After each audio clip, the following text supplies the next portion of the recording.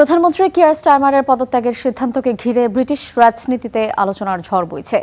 দলের অসন্তোষের মুখে স্টারমারকে ইস্তফা দিতে হলেও মাত্র 2 বছরে তার অর্জন কিন্তু কম নয়। এই পরিস্থিতিতে অ্যান্ডি বার্নহ্যাম যদি প্রধানমন্ত্রী হন তাহলে তিনি স্টারমারের চেয়ে কতটা আলাদা হবেন? বিশেষজ্ঞরা বলছেন অ্যান্ডি বার্নহ্যামকেও একই চ্যালেঞ্জ মোকাবেলা করতে হতে পারে। সেপ্টেম্বরে আনুষ্ঠানিকভাবে ডাউনিং স্ট্রিট থেকে বিদায় নিচ্ছেন ব্রিটিশ প্রধানমন্ত্রী কিয়ার স্টারমার। দলের অনাস্থার মুখে পদত্যাগে বাধ্য হলেও মাত্র 2 বছরেরও কম সময় তার অর্জনের তালিকাটা নেহাত ছোট নয়।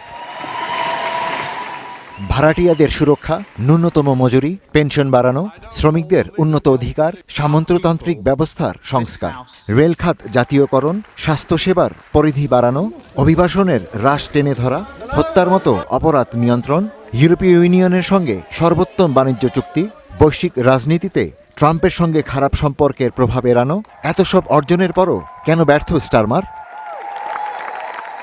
কারণ হিসেবে বলা হচ্ছে নিজের সাফল্য প্রচারে তিনি ব্যর্থ। ফলে ভোটাররা লেবার দলের অর্জন অনুভব করতে পারেনি। নিজের সরকারের উদ্দেশ্য স্পষ্ট করতে পারেনি স্টারমার। নিজেকে তিনি এমন এক রাষ্ট্রনায়ক হিসেবে তুলে ধরতে চেয়েছেন যার কাছে জনপ্রিয়তার চেয়ে কাজটাই মুখ্য ছিল। ফলে ভোটাররা চরমপন্থী দলগুলোর দিকে ঝুঁকতে শুরু করে।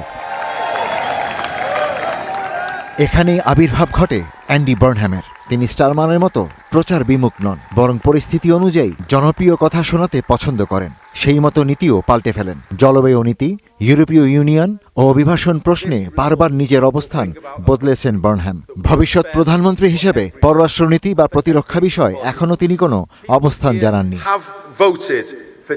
প্রধানমন্ত্রী হিসেবে স্টারমারের মতো তাকেও একই সমস্যার মুখোমুখি হতে হবে, কারণ তার হাতেও কোনো জাদুকরী সমাধান নেই। তিনি লেবারের রাজনৈতিক ভাগ্য বদলাতে পারবেন কিনা তা নিয়েও সংশয় আছে।